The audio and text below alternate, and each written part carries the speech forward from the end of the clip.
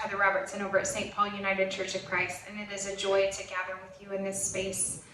This week we continue with this theme from Jesus in the Gospel of Matthew, where he's really looking at the way things grow and how our eyes may not always see things the way that God's eyes see them. And so this parable is the parable of the weeds, and it starts in chapter 13. And it starts at verse 24 and goes through verse 30.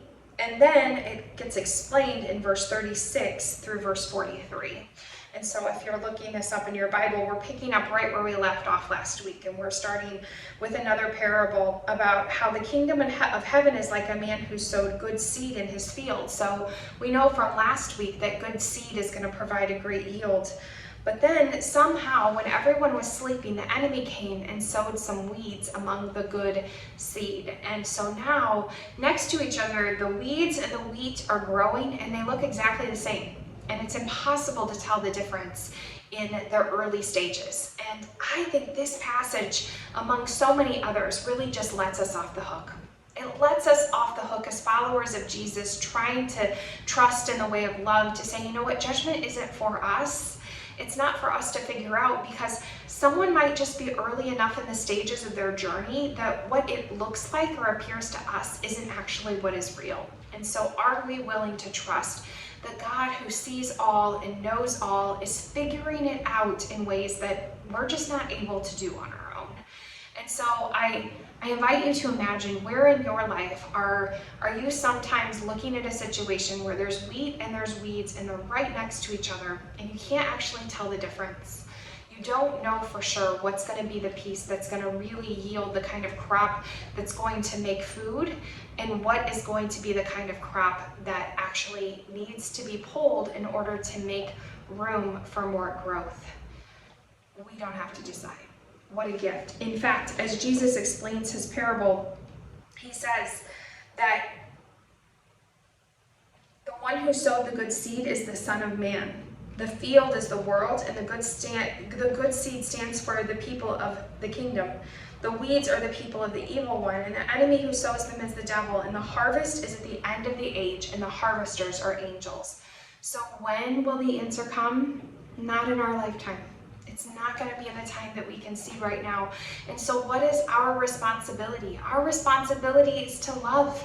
We have the ability to respond to the world around us, and the response that Jesus showed us and the response that God gives us is the response of compassion, empathy, love, and the willingness to be there and support one another on this wild journey called life. Let us pray.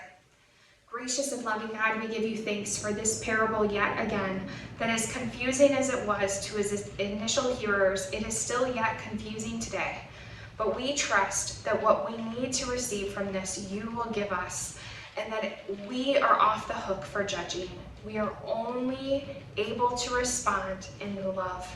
Our love can supersede any judgment that may come.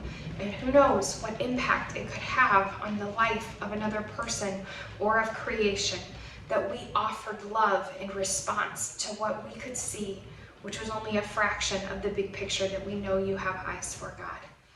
And we look to Jesus, we look to the one who teaches us so much, yet over and over and over again, as we pray the words he taught us to pray.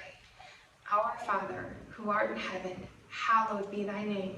Thy kingdom come, thy will be done, on earth as it is in heaven. Give us this day our daily bread, and forgive us our debts, as we forgive our debtors. Lead us not into temptation, but deliver us from evil. For thine is the kingdom, and the power, and the glory forever. Amen. May you go in grace and peace, knowing you are loved to be love in this world. Amen.